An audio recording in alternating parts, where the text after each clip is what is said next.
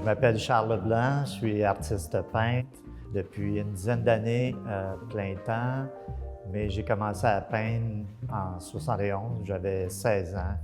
En fait, la première toile que j'ai exposée dans le salon chez mes parents, parce que ma mère avait vu un tableau dans un magasin de meubles, un tableau abstrait, puis elle avait aimé ça. Puis moi, j'avais dit, je suis capable de faire ça. Fait que, rendu à la maison, je m'installe dans l'atelier de mon père, puis je fais ma première toile abstraite avec la peinture que mon père avait, parce qu'il y avait un atelier à côté de la maison, puisqu'il était lettreur, faisait des enseignes, donc c'était un artiste commercial du temps. Le lendemain, j'ai présenté ma toile, puis là, ma mère trouvait ça beau. Puis ils l'ont exposé dans le salon depuis ce temps-là. Puis je l'ai récupérée il y a une couple d'années pour la montrer dans mes expositions.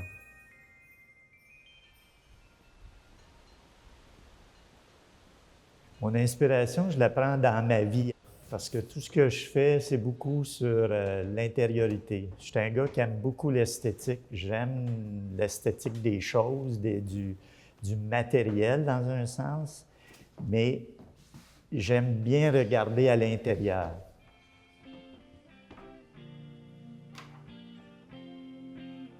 Moi, je travaille avec des thèmes que je commence, puis j'exploite à peu près au maximum, ou en tout cas pour une série.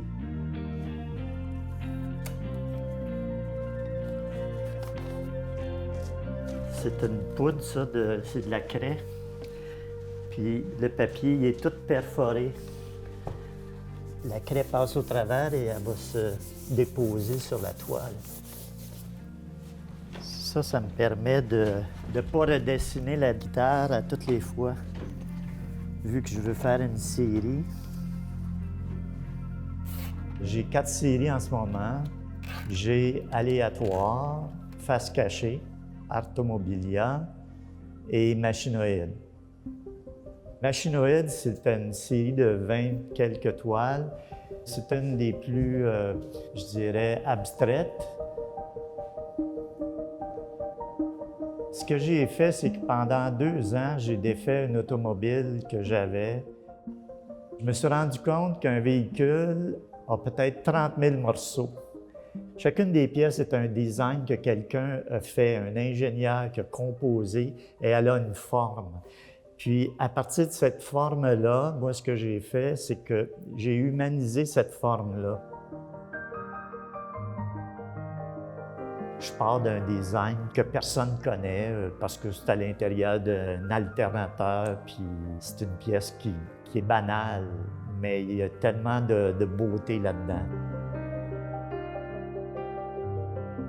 C'est souvent des pièces intérieures, du filage, des choses comme ça, que j'ai humanisé parce que si on regarde l'humain qui est à travers une voiture, c'est immense. À partir des pièces qui sont dessinées, à partir des pièces qui sont manufacturées dans tous les endroits, tous les gens qui travaillent, de la secrétaire au gars qui transporte, il y a beaucoup d'humanité dans une pièce automobile.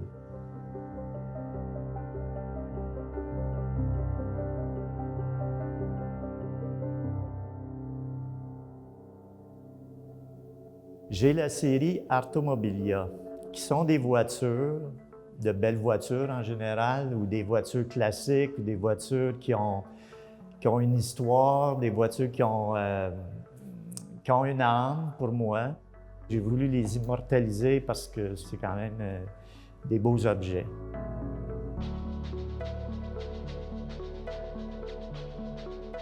Mon style dans les voitures, c'est un peu pour traduire les sensations que l'on vit à travers la voiture, soit la regarder ou soit la conduire, ou les gens qui y ont travaillé. La voiture est un prétexte à faire une histoire.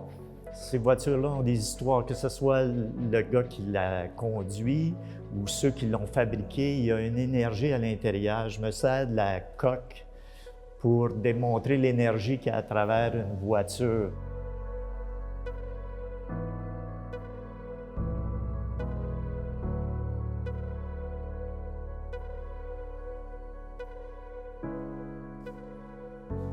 La série Face cachée, c'est un...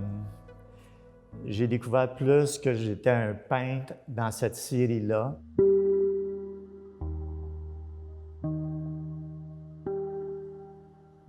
Quand j'ai trouvé l'idée de me servir de l'icône de la burqa, qui est en fait une face cachée, je trouvais que tout le monde en a un petit peu une face cachée. Moi, j'étais homme d'affaires publicitaire, donc ma face cachée, c'était d'être peintre. Quand on s'approche des toiles, on les regarde de près, c'est un peu notre histoire qui nous dit « ben, t'aurais voulu être ça » ou « pourquoi tu ne l'essayes pas ». Moi, dans mon cas, c'était d'être peintre, puis j'ai trouvé que cette icône-là, en le peignant, je m'apercevais que je l'étais peintre. La burqa, c'est sûr que c'est un peu provocateur, mais quand on les regarde, c'est pas un côté religieux, c'est parce que j'ai mis les couleurs, on sent le caractère, les émotions que cette personne-là vit à l'intérieur et non pas essayer de dire qu'elle est cachée puis c'est une mauvaise personne ou une bonne personne. C'est ce qu'elle est, c'est ce qu'on découvre en les regardant. En fait, ça rejoint toutes mes séries.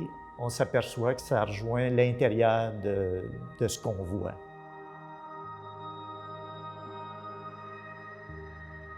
L'autre série aléatoire, c'est des histoires aussi.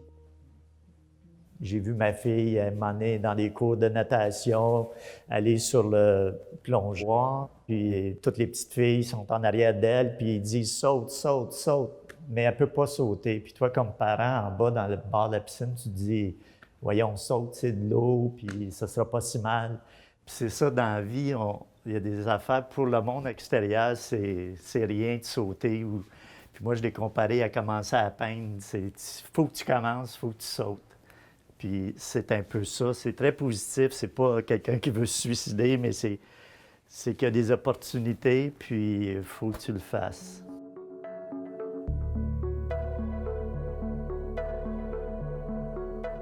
Dans Aléatoire, j'ai des portraits aussi, des portraits des gens qui m'ont inspiré.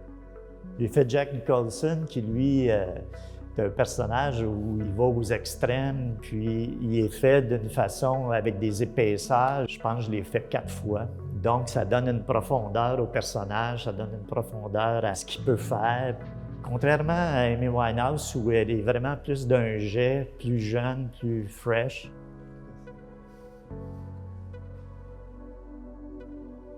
Couleur du temps, ça pourrait s'appeler l'histoire d'une vie. Je l'ai fait sur 3 tableaux qui donnent 0-30 ans, 30 à 60 et 60 et plus. Le tableau commence avec des lignes qui sont rayées, comme on voit dans des films où les gens sont en prison et sur le mur, ils marquent le temps. Partout sur le tableau, on peut voir la notion du temps à travers la couleur. C'est les émotions qu'on vit à travers la vie. Dans la toile, elle raconte cette vie-là à partir de bébé où on compte les jours, les mois et tout ça. Quand on regarde le tableau de 30 à 60, c'est tout mêlé le temps. On passe à peu près toute la gamme d'émotions, puis à la fin, on sent le relâchement où il faut aller à l'essentiel, puis c'est fading out pour la vie.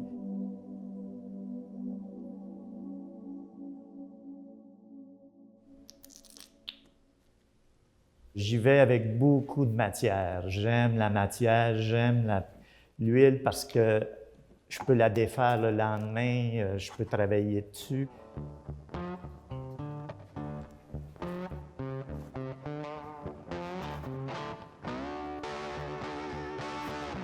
Quand on regarde mes toiles, ce qui est intéressant, c'est de rentrer à l'intérieur puis de voir toutes des petites toiles parce qu'on les cadre avec nos yeux.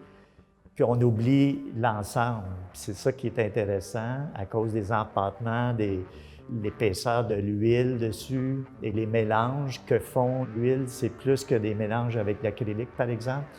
Puis ça se travaille bien. J'aime peut-être quand j'étais petit, mon père qui avait toujours des galons de peinture à l'huile et tout ça, c'était la senteur. Moi, ça me plaît.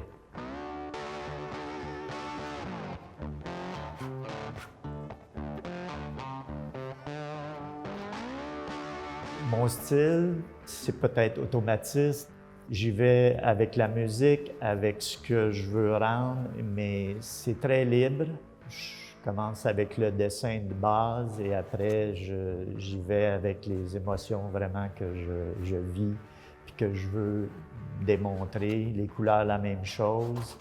Puis on s'aperçoit qu'à chaque jour, selon la journée que tu les fais, tu n'as pas la même coloration, tu n'as pas la même parce que tu es dans un autre mood.